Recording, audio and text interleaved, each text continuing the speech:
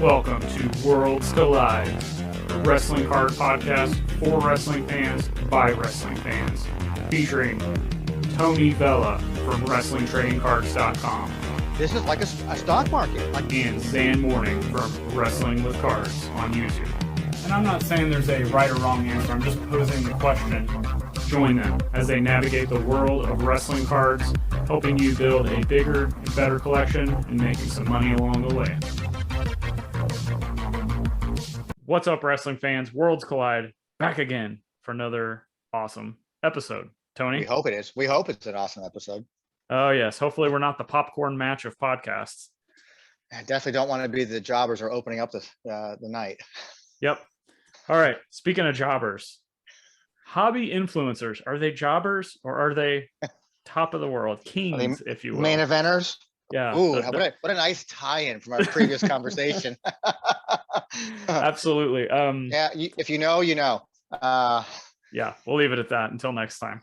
Yeah. So, hobby influencers. I really don't hear this talked about much in wrestling cards. It's mainly been in sports cards and like NFTs and just kind of, more mainstream collectibles, if you will. So basically, I think the best example I could use of just a general influencer would be like Logan Paul. I mean, I think most people know who he is. He really pushed the Pokemon space. Gary V, that's an influencer. Yep, that's another one, yep. Who's some other influencers just in general, not like with cards that you can think of? Almost every damn celebrity on Instagram. There, yeah. So the idea is that they're pushing something, and there's a lot of talent that I worked with outside the wrestling world, for pop culture conventions and shows, and a lot of them are on Instagram, and almost all of them I can think of have some sort of endorsement that they're kind of on there promoting something. Whether it be some sort of a facial cream or whether it be something for like strollers for an upcoming baby they probably just had. They're always on there promoting something. They're influencing something, basically. So I say pretty much every celebrity that's on Instagram, for the most part, a good majority of them are, they're pimping something. So take that aspect, that idea, and put it into trading cards and collectibles. Now, this has been a thing in the sports card world for quite a bit. I mentioned Logan Paul pushing Pokemon. There's Steve Aoki is one. I mentioned Gary V. There's a lot of these big name celebrities or people that have been involved in the hobby for ages.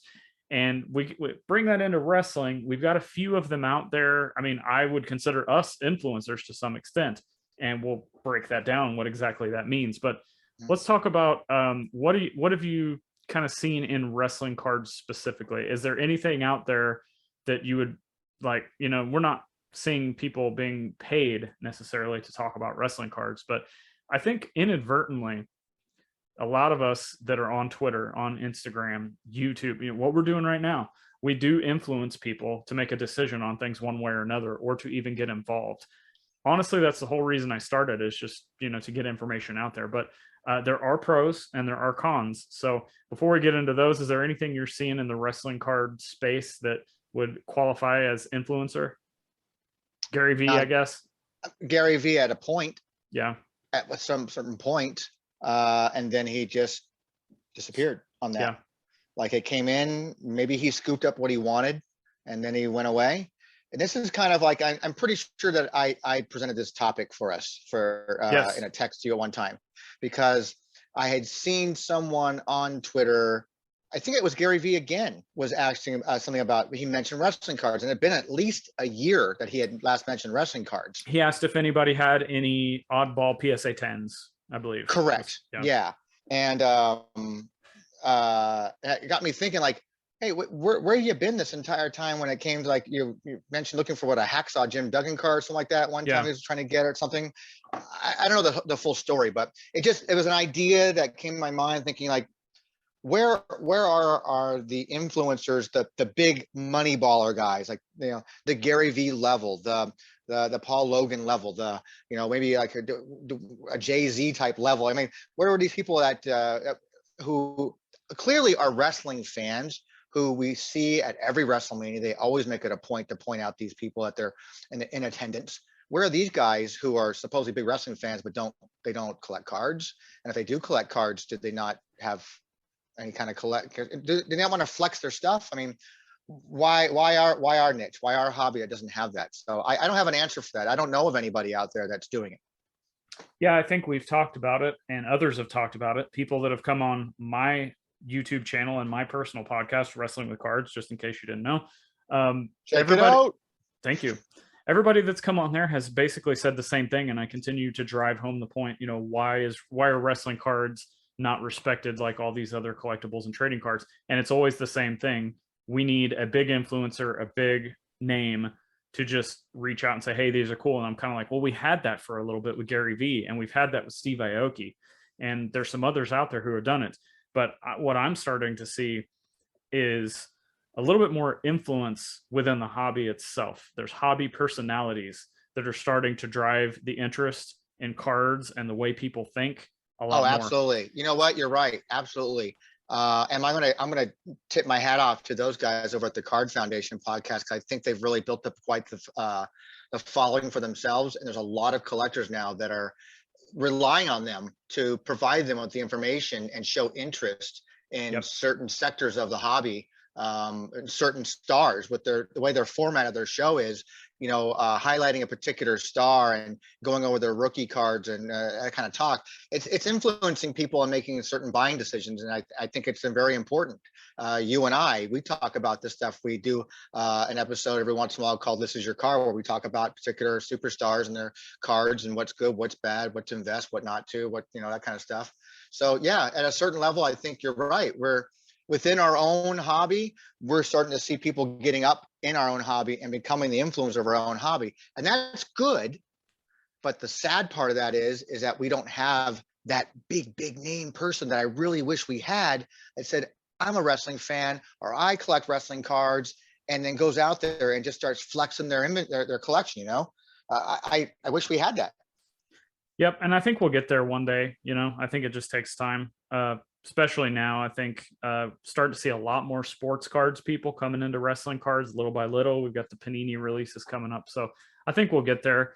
But even just it, the collectors, like there are some diehard wrestling card collectors out there that one day they just decided to start posting their collection. The next thing you know, that value of that set or that card has gone through the roof. They have become known as the blank guy, whether that's the All-Stars guy or the WCW autographs guy or the PMG guy. Like, they become the Karrion Kross guy. Exactly. Kurt Angle. Now you're the Kurt Angle guy. Or that way, but thanks. Or Dexter Loomis, or both. That's true, because even on that dying Top Slam app, that's all anybody ever trades me now is Dexter Loomis stuff. And I make fun with it for the trade stuff. I know we're going a lot of topic. I make fun of it on the trade forums, where I just start every day posting like that. I suppose like Loomis. Sing it with me, folks. Loomis. Now I want those cards, and I post that. Awesome. I go, you have Dexter Loomis plus I have dupes equal you trade me. Let's go. That's pretty entertaining, actually. So I got people like sending me like literally just taking one of my common cards and sending me like every one of their base Dexter Loomis cards like that. So I have like 150 of the same card. See, yeah, you've officially become somewhat of an influencer.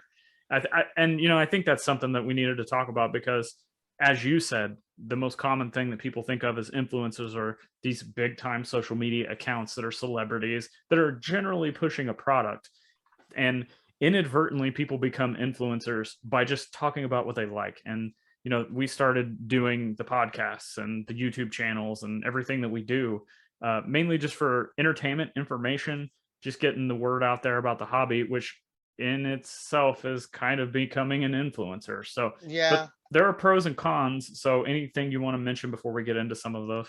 No, I just had a conversation with someone recently about doing that, as far as pushing out content and then making sure that people are understanding. Like in the beginning of this whole thing, I was just a way to release kill time, pandemic was going on, and then of course interest became based on the show I was doing, the podcast I was doing, like, oh, WTC's coming back, and so it kind of lit a fire under my butt, which has been great because it's past year plus now. Everything's been caught up on the website, got a lot of great reviews. People are happy to see it, and I'm happy about that. Bigger and better than ever. But what I've learned about it over the time now is, like, I'm no longer really interested in. I'm more interested now in creating this content that we're doing and doing the episodes like this, talking about influencers and whatever, and any topic as a means to educate. So now I always like to try. I'm trying now to be more like closing out a show every time, saying, we're all here to educate and give knowledge and have fun, and that's kind of what I'm really into. And it'd be nice to have an influencer in that respect. If someone comes in and say, this is a hobby that you need to get into because it's fun.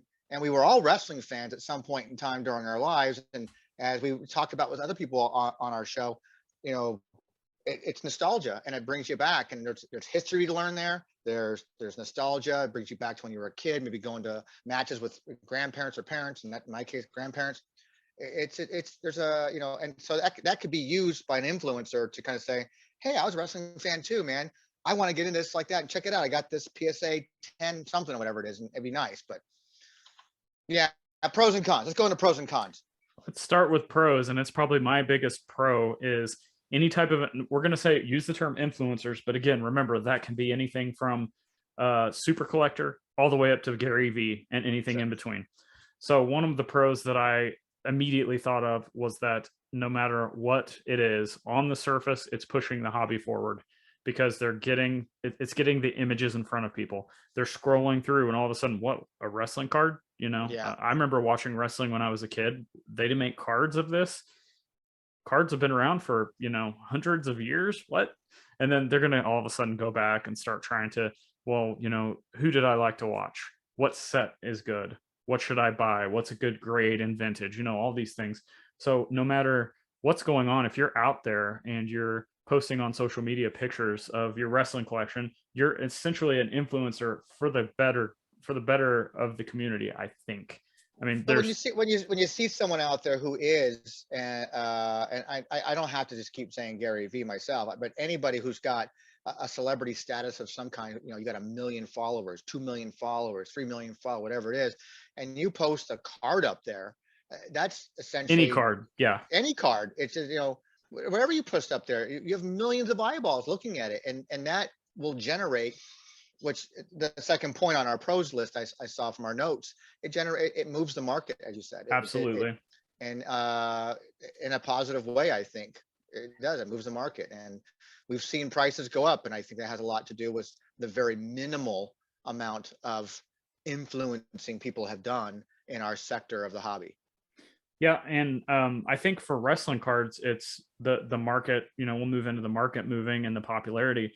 I think that really comes more from, like, I think it's people that actually want to get the cards. I don't think it's actually more of a, hey, I can buy this and flip it. Like, specifically with wrestling cards, I think it's more of like people see something, they want it. And then when they want it, we've talked about numerous times how there's a lot of people with big time cards in wrestling cards that don't want to let go of them. I mean, Yeah, I think you call them gatekeepers. Yeah, gatekeepers, curmudgeons, but I mean, that's also diehard collectors, which it takes all those types of people to make the ecosystem work. Yeah. But you get more eyeballs on a card. It drives up the market, drives up the demand. More people want to go out and find the card, and all of a sudden they dry up. Then they become even more valuable because then people can't get them. So that's just pushing the hobby forward, driving markets. We talked a lot about how you can't really get markets to go forward without getting those cards to other people for them to experience and to know about them. Because how many times have you posted a card that for most of us diehard wrestling collectors or wrestling fans, like, oh yeah, that's the 2002 Royal Rumble, those are great, those are the All-Stars, those are great, that's the Impel, whatever, like, you pick something, and the average person might come along and have never seen that card or set, even though it might be common knowledge to us. So you're we're going to have influence no matter what. So anything else on kind of those two pros we've talked about? Those are really the big two pros. I mean, we could probably list several other ancillary ones, but Well, I mean, those are the two primary ones, I think, anyway. It's like that. But what happens with one of those pros that we mentioned, which is moving markets, also directly ties into the cons. it does. And there's a couple different ones from that. One thing that I want to talk about is propping up what you own yourself. So not really a pump and dump, but more just a pump, so to speak. If you It's have a, okay to flex. Come on, it's that's okay to totally flex. different. Yeah, of Yeah. course. But I think we both talked about seeing certain cards and sets and certain people posting a lot of the same things, trying to, if they don't necessarily like something that's catching on over here, maybe that's AEW, maybe Mhm. that's new shiny stuff, maybe they don't like that stuff, so they have to keep putting negative stereotypes on that stuff while trying to prop up the stuff that they do have. Yeah, And I like, see that. yeah, I mean, I know we've talked about off air many times about certain things we see on social media. It's like, oh, it's that again or that again kind of thing. And we get it. That's a cool car. We've seen, it to me, it also kind of starts to lose a little bit of its flavor when all of a sudden, like, yeah, that was a cool car when I saw it the first 100 times. yeah, that's true. And a lot of the times I'm not necessarily disagreeing with the statement. Oh no, it's still, You, these you are, know, whatever this is, it's like it's still a cool card no matter what, yeah, whether it be from this set, that set, or the other. It's still like I get it. It's still a very cool card. And sometimes like things I don't even own, I'm like, I'd love to have that card. That'd be great. absolutely. But I mean, let's kind of move on. That's like a quasi negative, because I think Yeah. again, going back to the gatekeeper curmudgeon thing, like a lot of times the people who are doing this are the ones that are not selling. So let's move on to the ones that are selling, and that would be like the pump and dump, or the Yeah. pulling a rug. Like, it's a lot more prevalent in the NFT space, where a lot of people will buy into a project and buy a bunch of stuff, and the next thing you know, the creators in the community are just gone. Yeah. You're not really going to see that as much with wrestling cards, because they are, they're physical items, and Sure. there's always going to be a demand. But like, say somebody's pumping up let's just say, I mentioned the 2002 Royal Rumble. It's like, oh, this is the set, these are going to be the new all stars, this is the one you want to get now. And the next thing you know, you see that same person selling a lot of that stuff, Yeah. playing into what they're talking about. And then all of a sudden, maybe the market tanks on those, and they go back to this guy, and I have he's, the perfect example of that, by the all right, way. let's hear it since we're talking. The perfect example of that, and it's not naming any names because a group of people did this. I'm sorry, the 97 Panini stickers, man. That became the flavor of the thing. Undiscovered, this pump, pump, pump, pump, pump, pump. Then they dumped it. And there's nothing near those prices ever again. Right. Now, the whole market itself came down, and the whole market itself came down at a particular percentage, I'm sure, whatever that percentage is. But I'm almost certain, and I'd throw a nice wager on that the market itself didn't come down to the drastic level of percentages that particular release came down, because Yep. that stuff goes from a 30+ thousand dollar rock rookie sticker card, and now those things you can't even get 10K for it. And that's a huge drop off, huge.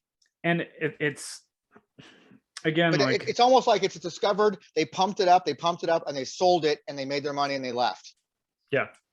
And this is kind of where I wish those curmudgeons were a little bit more stingy, maybe, because like, how many times have we said it? Like, you've got a huge card, and at the time of recording, you got a huge card on Heritage right now, two of them actually. Mm-hmm. And so, like, we sell stuff, it's part of life.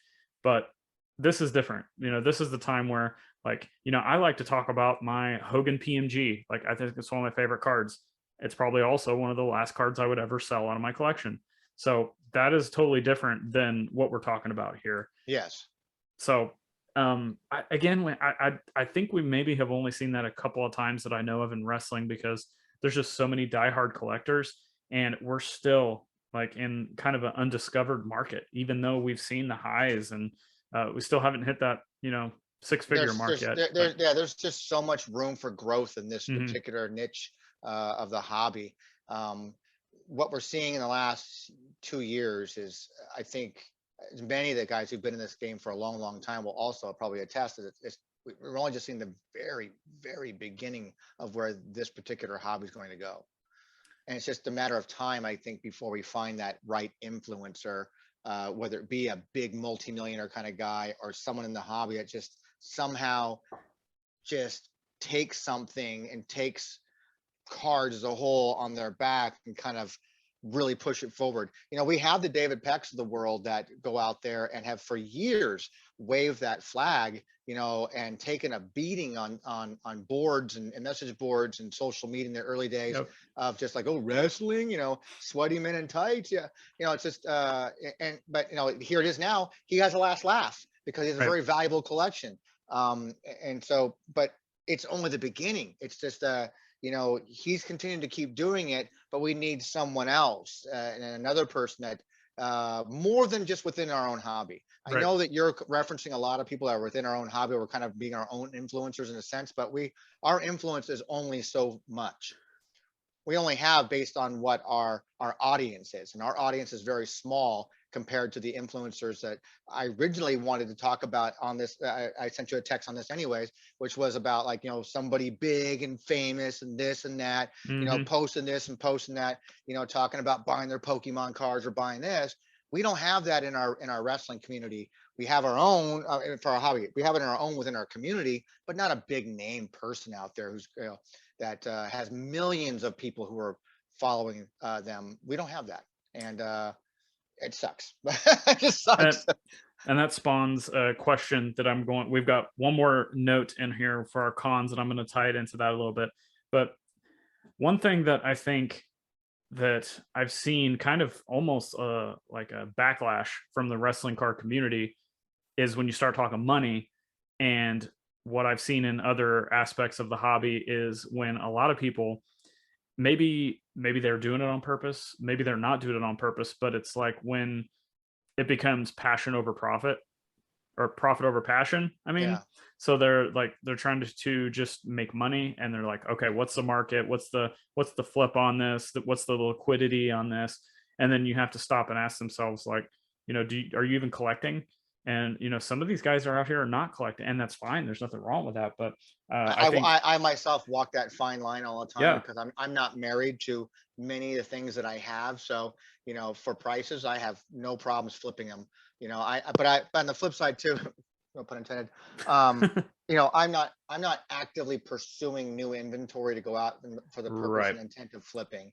But if I come across something that's too good to, a good deal, like, I could flip this because I'm not married to it. It's like that, my Hogan and my Flair Cosmos that are currently up in Heritage, I wasn't married to it. And those are, to me, I'm doing, as we put, I'm leveling up with that. That became something that was a card. It's leveling up to something else that I more desired. It's like that. And you can also say, hey, I had this for a point in time. Like, oh, sure. Take a picture with it, moment in time. Like, it's a cool story. I sat in my storage unit for, the better part of 15 plus years at least. So, I didn't know it was in there. I totally forgot about it until I said, oh yeah, I remember getting this off of eBay for like nothing. And so it's like, it's a nice, good feel story that I found it, but, I'm not married to it. And if I found another one someplace, I'd flip that bad boy in a heartbeat too, because I'm not married to it. I can flip it to something and the bigger and better things. Do you think, so a couple opinion pieces here on that. What is your thoughts on people who lean more towards that? Because you've seen it, I've seen it. And I personally think that, it's hard for me to believe that like you can be that involved in the hobby and not even want to keep a handful of pieces for your collection. Because there's seriously people out there who don't collect anything, and they're just so into the hobby because they can make money off of it and margins. So I guess it's your mindset. What are you really into the hobby for? Anything. Like, chances are it's someone who's in our hobby, just who doesn't collect and just wants to flip, is probably doing it in other sectors too. They probably do it in other sports. They probably do it in action figures. They probably do it in automobiles. They maybe do it in, I don't know what their lifestyle is. So this is what they do for a living. It's probably people who go to Goodwills and flea markets and pick up good things for the sole intense purpose of flipping it. That's, well, I think that there's people, and it's not just wrestling, it's everything, where those people are looked down upon because they're like, oh, they should collect, you know, they're not treating this with respect Well, that it deserves. And I'm just like, well, that's a diehard collector with their mindset. So it's like, you know what? You goes back to stay in what your, you said earlier, yeah, mindset. yeah, stay in your lane, man. Stay in your lane. You know, you collect. Don't let somebody else who's not doing what you agree with influence you in that sense. There we go, influence you Right. into changing your mindset. And that is, you know, enjoying the hobby for whatever reasons that you enjoy it for. And the last thing with kind of pushing the influencers, specifically with wrestling cards, do you think it would even work? And I say that because I've talked about it before. You've talked about it. The I don't know if it's the lack of willingness to spend money or the lack of putting in the effort to go out and, you know, work to get what they want. How many times have we seen like, you know, people, I'm not paying those prices for those AEW boxes, or I can't find Blasters of Heritage or AEW. Like, Mhm. well, if I can't find it on retail and pay the retail price and open it like I'm supposed to, then I just can't be part of the hobby. And I think when you get more influencers involved, again, it drives prices, it moves markets. But with everything else, I seem to see people in sports cards or Pokemon like, yeah, let's go. My card's worth this much more. Let's see what else we can find. In wrestling, it's more, I'm priced out. I have to quit. You know, I see that a lot. I disagree with that stance, but what do you think? I disagree with that stance too, and I do see it quite a bit. But I think that's going to change. You know, we still haven't experienced the Panini wave yet. That's going to be happening here before you know it. So that's going to bring a lot of eyeballs onto the hobby that's never been there before. There's going to be a lot of flippers. Oh yeah. There's a lot of pump and dumpers right there. That's what they're going to be Yep. doing. A lot of them because they're used to that game. They're used to that prism type, you know, stuff. They're used to all that kind of crap.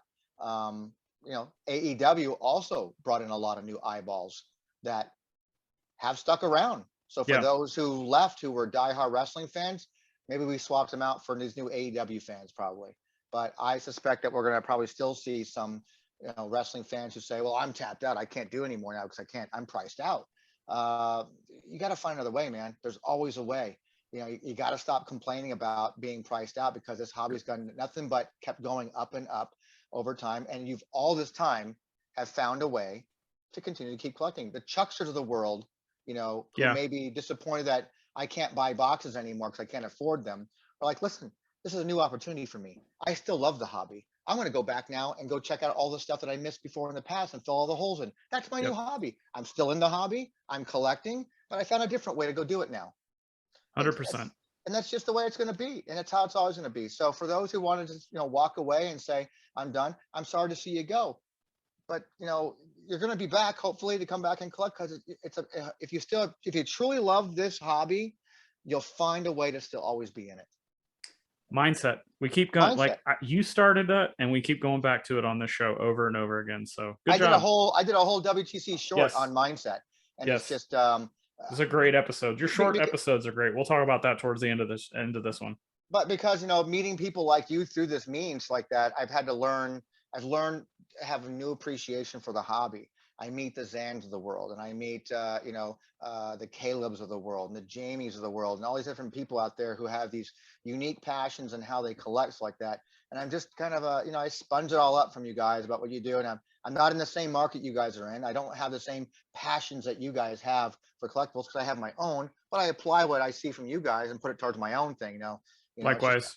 it's all just about learning and getting educated like that. And, you know, I'm in this whole hobby now strictly for the knowledge. I mean, I have my Kurt Angle collection, I have my Dexter Loomis collection, and I might dabble a little bit here and there, whatever fancies me from time to time, but not very much. But I am a collector of information for the hobby to archive it and put it someplace for other people to really have a way to learn about the hobby. So if you're going to leave the hobby, again, I'm not going to say don't let the door slam on the ass on the way out, but, you know, there's a lot of new people coming in. I think the people coming in outweigh the people who are leaving. Yeah. And it's just, again, like you said, and I said again, mindset. Change the mindset, sit back, take a deep breath, figure out what it is. Like, I can't afford this anymore. I can't afford what I was doing before. You know, Don't let someone else out there, don't let an influencer out there push you into like, you have to have this card. Just let it keep you interested in the hobby. But also I think it's good to use influencers in a positive to, okay, I see this person out here, they're going through dollar boxes and they're able to Exactly. sell those to buy what they want. They're going out and making trades. They're, trying to make moves on different things instead of just being stagnant and saying, oh, I Yeah, can't find retail. So absolutely. Take a lesson from Zhan Morning right here himself, man. The guy started the whole damn thing with a thank you. $10 box. I mean, Jesus Christ. I mean, flip that thing and look at the collection he has now. It can be done, people. It really can be done. It's if you're willing to put the time and effort into it. An influencer can either make you feel bad about what is it because you can't afford it, or they can inspire you to go off and say, you know what, I'm going to go through that dollar bin. I'm going to go ahead and find something like, you know what, it's only $1, but I like this person. It's a cool, I remember that match. I remember this, I don't even care. I remember that player. If you're playing it, I'm not even applying this to wrestling, but just anything in general.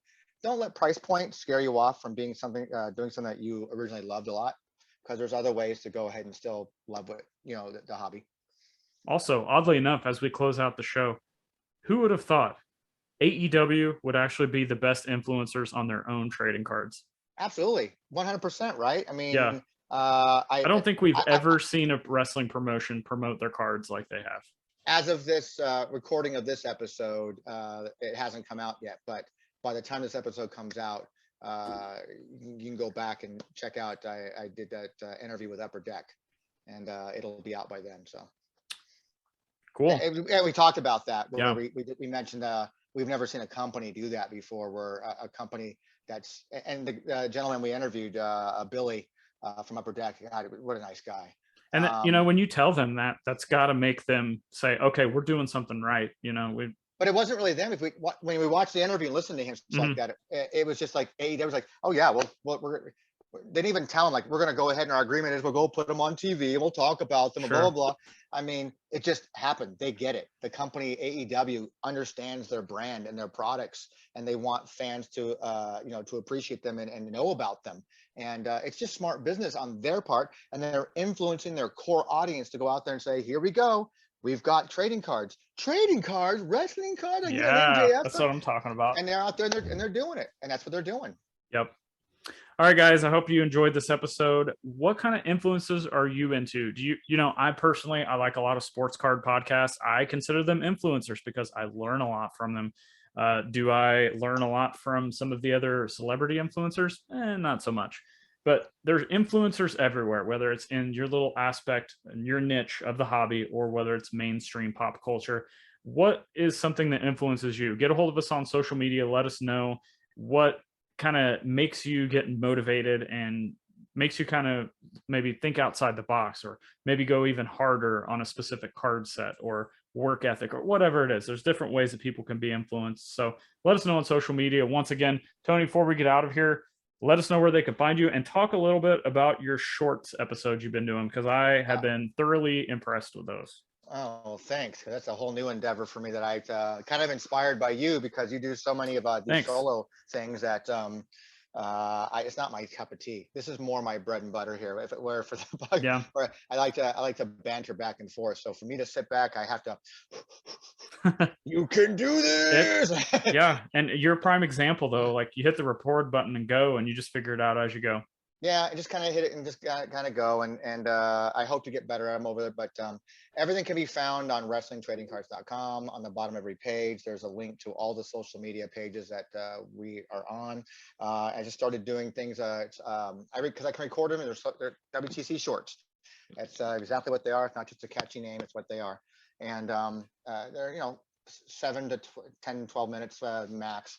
And just talking about topics that I just kind of jot down on my phone while I have them. And then I just sit there and just knock them all out in one evening if I can. And, just trying to have fun with them and just talk about topics that come to my mind. And reason why I started those, by the way, was because I would oftentimes send you a text going, I have a topic idea and I'm hot about this right now. I want to talk about it right now.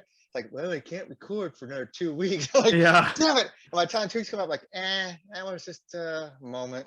Yeah, and you probably couldn't find anybody else crazy enough to talk about whatever topic it was that was exactly. going on. So now I'm trying to not take away topic ideas from, our own shows, obviously like that, but just have like maybe rehash some things we've talked about in the past, maybe a couple new things. And I was going to actually do this influencer one as a short.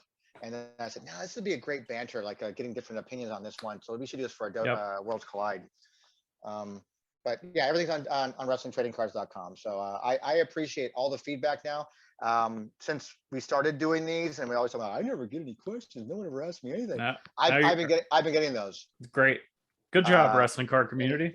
So I get a few here, and I've got one that I'm looking at it right now because I thought it might tie into what we're talking about, but on second thought, I go, you know what, this is going to be a short.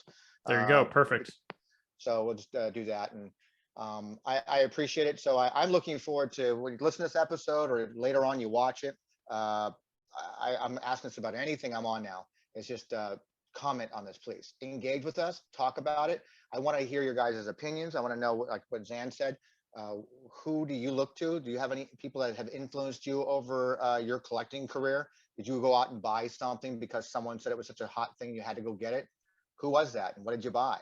I don't care if it's wrestling or not related or not, but just engage with us, talk about it with us, and let's get a thread going on this on social media, whether it be Twitter or whatever, and just say, hey, I listened to your episode and this is what happened for me with an influencer, or here's my opinion on influencers.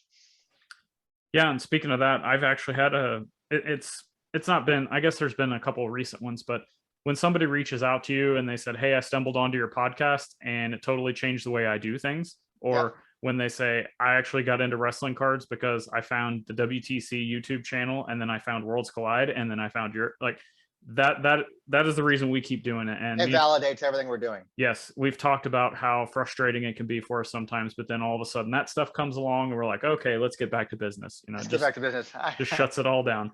I'm remotivated. Let's do some more. Yep. Speaking of the pot, I said that Tony does his, we do this show, and then I do mine. Wrestling with right. You do a show too. Absolutely. Can't have too much content out there, I suppose.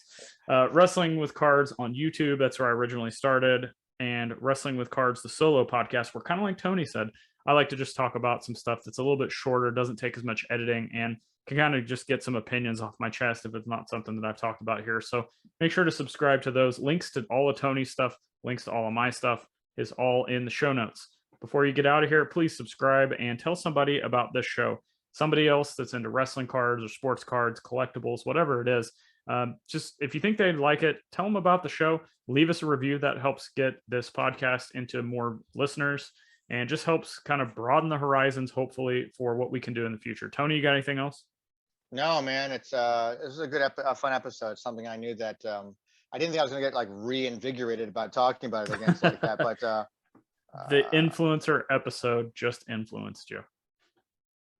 Yes, it did. Wow. It certainly did. All right, guys. Thanks for listening. Again, don't forget to subscribe. Tell somebody about the channel. And until next time, keep collecting. Keep having fun. We'll see you. We're out.